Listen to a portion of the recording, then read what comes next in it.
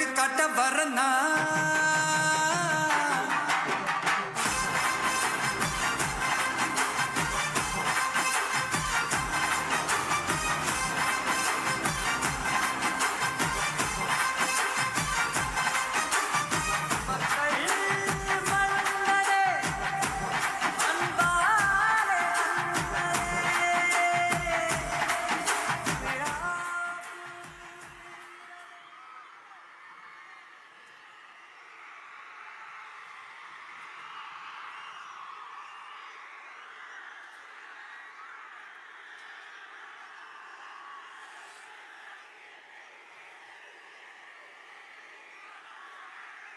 என் நெஞ்சில் குடியிருக்கும்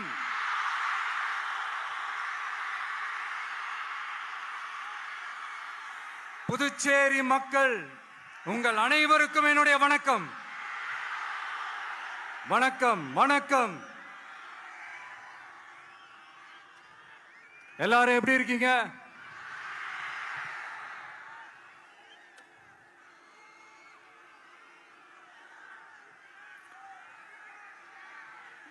இந்த ஒன்றிய அரசுக்கு தான்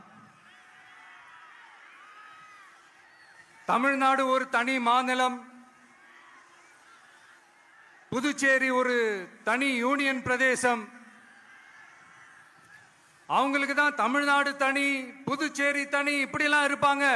ஆனா நமக்கெல்லாம் அப்படி கிடையாதுங்க. நாமெல்லாம் வேறு வேறு கிடையாது. நாம் எல்லாரும் ஒண்ணுதான்.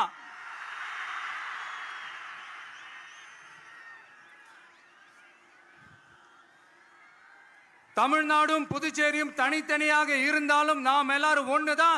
நாம் எல்லாரும் சொந்தம் தான்.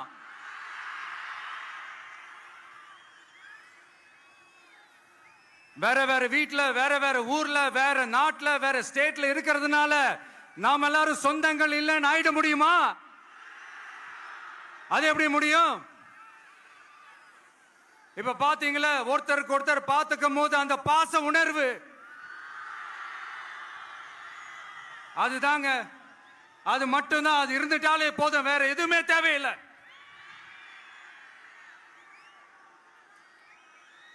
அதனால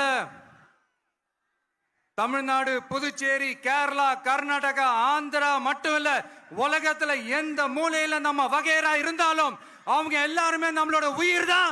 அவங்க எல்லாருமே நம்மளோட உறவு தான்.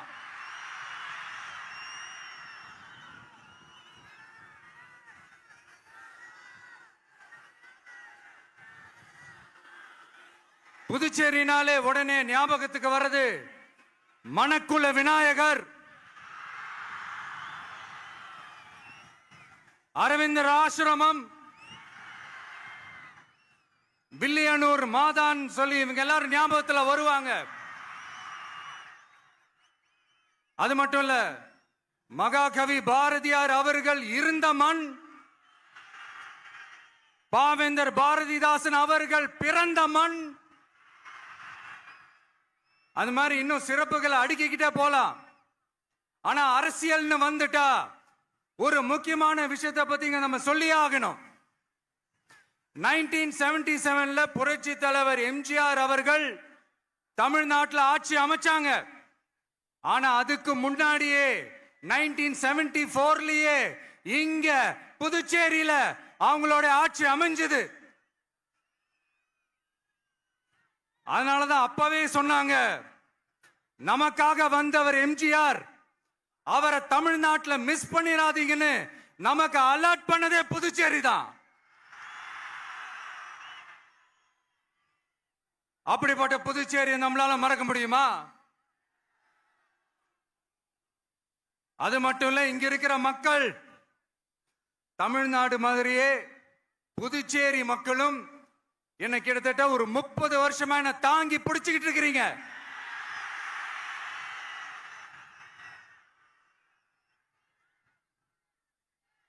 அதனால இந்த விஜய் தமிழ்நாட்டுக்கு மட்டும்தான் குரல் கொடுப்பான்னு நினைக்காதீங்க.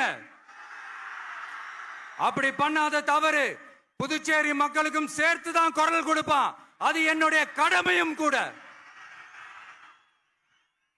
அதனாலதான் இங்க நீங்க ஃபேஸ் பண்ற பிரச்சனைகளை பத்தி இன்னைக்கு நான் பேசுறதுக்காக வந்திருக்கிறேன். அது மட்டும் இல்ல, இந்த புதுச்சேரி கவர்மெண்ட்டை பத்தி நாம சொல்லியே ஆகணும். இது டெஃபினட்டா தமிழ்நாட்டில் இருக்கிற மாதிரி நம்ம திமுக கவர்மெண்ட் மாதிரி கிடையவே கிடையாது.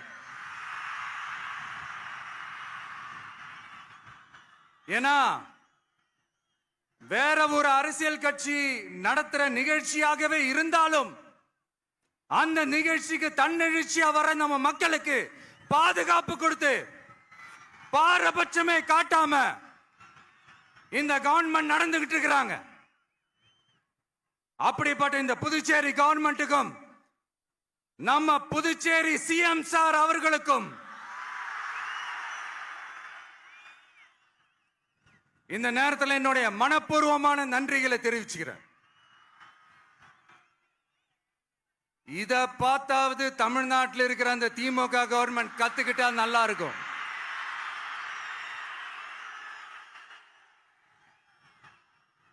ஆனா அவங்க கத்துக்க மாட்டாங்க. பரவாயில்ல, வரப்போற எலெக்ஷன்ல 100% கத்துக்குவாங்க. அத நம்ம மக்கள் பார்த்துக்குவாங்க.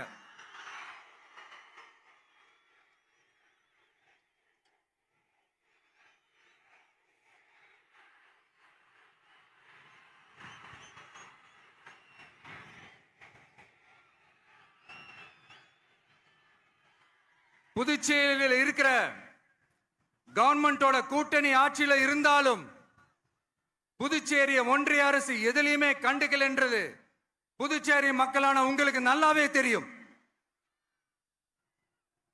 மாநில அந்தஸ்து கோரிக்கையை மட்டுமா கண்டுக்கல, இங்க வளர்ச்சி ஏற்படவும் துணை நிக்கவே இல்லைன்னு கேள்விப்படுறோம். இந்த புதுச்சேரிக்கு இன்னும் மாநில அந்தஸ்து கொடுக்கல. மாநில அந்தஸ்து வேணும்னு கேட்டு பல முறை சட்டசபையில் தீர்மானம் போட்டு ஒன்றிய அரசுக்கு அனுப்பி வச்சுக்கிட்டே இருக்கிறாங்க. இந்த வருஷம் கூட மார்ச் மாசம் 27ஆம் தேதி 2025 அன்னைக்கு ஒரு தீர்மானம் போட்டாங்க. அது மாநில அந்தஸ்து வேணும்னு கேட்டு ஒன்றிய அரசுக்கு அனுப்புற 16வது தீர்மானம். புதுச்சேரி காரைக்கால் பகுதிகளில் மூடப்பட்ட 5 மில்கள், பல்வேறு தொழிற்சாலைகளை மீண்டும் திறக்கிறதுக்கு இதுவரைக்கும் ஒரு துரும்ப கூட கிள்ளி போடல. பல்லாயிரக்கணக்கான இளைஞர்களோட வேலை வாய்ப்புக்காக எதையுமே செய்யல. இங்க ஒரு ஐடி கம்பெனி உருவாகணும்ன்றது எண்ணமே இல்லை. அதை பத்தி யார் பேசினாலும் அது அவங்க காதல விழவே விழல. இங்க ஒரு அமைச்சரை ஊழல் குற்றச்சாட்டுல பதவி விட்டு நீக்கப்பட்டு அந்த இடத்துக்கு இன்னொருத்தரை நியமிச்சு 200 நாள் ஆச்சு. இன்னும் அவருக்கு ஒரு இலாக்காவே தரல. இந்த செயல் சிறுபான்மை மக்களை அவமானப்படுத்துறதுன்னு அந்த மக்களே சொல்றாங்க. புதுச்சேரியோட முக்கிய அங்கமாக இருக்கிற காரைக்கால், மாகே, ஏனாம் பகுதிகளில் எல்லாம் முன்னேற்றமே இல்லைன்னு அந்த பகுதி மக்கள் சொல்லிக்கிட்டே இருக்கிறாங்க. குறிப்பா காவிரியோட கடைமடை பகுதியான காரைக்காலை மொத்தமா கைவிட்ட மாதிரி தான் இருக்குது. இது எல்லாமே முன்னேற்றம் அடையணும். டூரிஸ்ட் பிளேஸ் ஆன புதுச்சேரியில போதுமான அளவு பார்க்கிங் வசதி இல்ல, போதுமான அளவு கழிப்பறை வசதி இல்ல. இதெல்லாமே மேம்படுத்தணும்.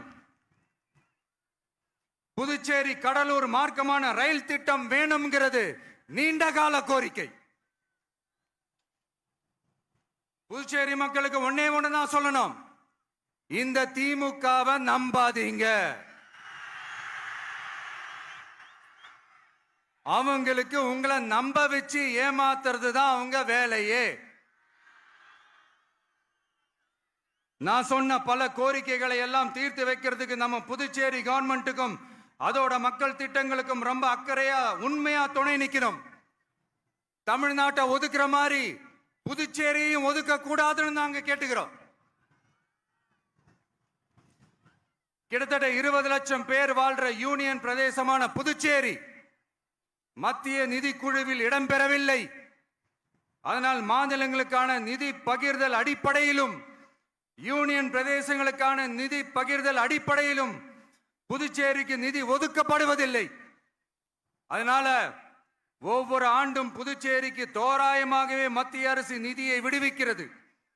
அந்த நிதியும் அரசு ஊழியர்களின் சம்பளம், ஓய்வூதிய தொகை உள்ளிட்ட திட்ட செலவுகளுக்கே சென்று விடுவதால் மீத தேவைக்கு வெளிச்சந்தையிலும் கடன் பத்திரங்களை கடன் வாங்குகிறது புதுச்சேரி. இந்த நிலைமை மாறணும்னா ஒரே வழி, மாநில அந்தஸ்து நம்ம புதுச்சேரி மக்களோட பல்லாண்டு கால கோரிக்கை. புதுச்சேரிக்கு போதுமான நிதி வரத்து இல்லாததுனால வெளியே கடன் வாங்க வேண்டியதா இருக்கு. புதுச்சேரியோட கடனை குறைச்சு தற்சார்பு பொருளாதாரத்தை வளர்த்தெடுக்க திட்டங்கள் வகுக்கப்பட வேண்டும். மாநில அந்தஸ்து வாங்கினா மட்டும் போதாது இல்லையா, தொழில் வளர்ச்சியும் தேவையாச்சே. புதுச்சேரி தென்னிந்தியாவின் முன்னணி இண்டஸ்ட்ரியல் ஹப்பாக மாற்ற எல்லா முயற்சிகளும் எடுக்க வேண்டும்.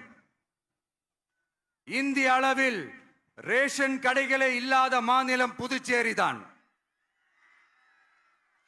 ஏழை எளிய மக்களுக்கு வாழ்வாதாரமே ரேஷன் கடைகள் தான்.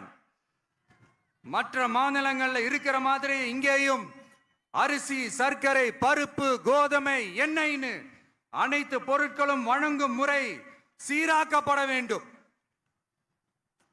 கடைசியா மீன் பிடிக்க செல்லும் காரைக்கால் மீனவர்களை அடிக்கடி கைது செய்யும் இலங்கை கடற்படை அவர்களின் படகுகளையும் பறிமுதல் செய்து விடுகிறது. அதனால் நீண்ட போராட்டங்களுக்கு பிறகு அவர்கள் விடுவிக்கப்பட்டாலும் படகுகள் கிடைக்காததால் படு மோசமான நிலைக்கு தள்ளப்படுகின்றனர். இந்த நிலை மாற வேண்டும். நான் மறுபடியும் சொல்றேன், இந்த விஜய் புதுச்சேரி மக்களுக்காகவும் எப்பவும் துணை நிற்பான். வரப்போற புதுச்சேரி தேர்தல் களத்துல நம்மளுடைய தமிழக வெற்றி கழகத்தின் கொடி பட்டொளி வீசி பறக்கும். கான்பிடென்டா இருங்க, நல்லதே நடக்கும், வெற்றி நிச்சயம். மீண்டும் சந்திக்கும் வரை நன்றி, வணக்கம். மக்கள் எங்க உரிமையின் காவல்.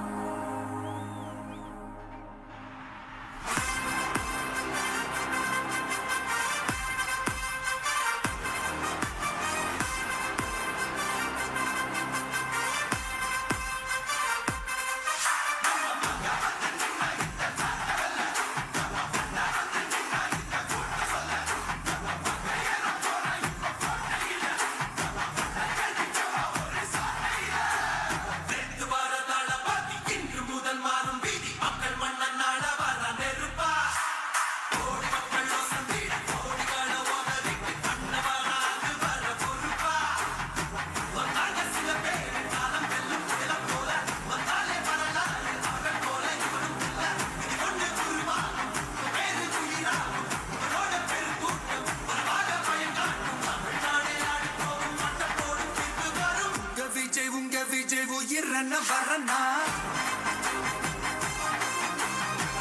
விஜய் உங்க விஜய் எளியவன் குரல்னா விஜய் உங்க விஜய் தனியால் இல்ல கடல்னா விஜய் உங்க விஜய் எளியவன் குரல்னா விஜய் உங்க விஜய் தனியால் இல்ல கடல்னா மக்கள் தானே மன்னர்களே உனக்கு கட்ட வரனா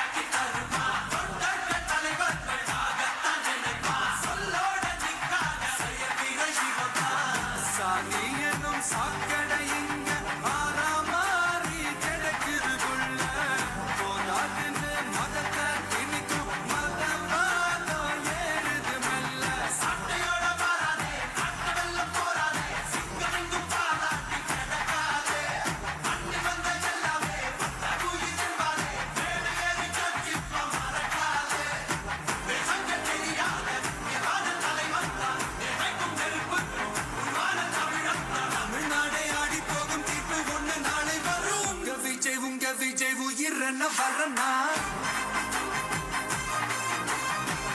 விஜய் உங்க விஜய் எளியவன் குரல்னா விஜய் உங்க விஜய் தனியார் இல்ல கடல்னா விஜய் உங்க விஜய் எளியவன் குரல்னா விஜய் உங்க விஜய் தனியார் இல்ல கடல்னா மக்கள் தானே மன்னர்களே உனக்கு காட்ட வரனா உங்க விஜய் உயிரென்ன வரனா உங்க விஜய் எளியவன் குரல்னா நன்னாட வர நெருப்பா கோடி மக்கள் வசந்திட கோடிகளை ஓதறிக்கு கண்டவராக வர பொறுப்பா வந்தாங்க சில பேர் காலம் வெல்லும் புயலம் போல வந்தாலே வரலாறு அவர்கள் போல இவனும் இல்ல இது ஒண்ணு குருவாகும் பேரு குளிராகும் இவனோட பெருங்கூட்டம் வரவாக பயங்காட்டும் தமிழ்நாடே ஆடி போகும் மட்டம் போடும் தீர்ப்பு வரும் உங்க விஜய் உயிரென்ன வரனா விஜய் உங்க விஜய் எளியவன் குரல்னா விஜய் உங்க விஜய் தனியார் இல்ல கடல்னா விஜய் உங்க விஜய் எளியவன் குரல்னா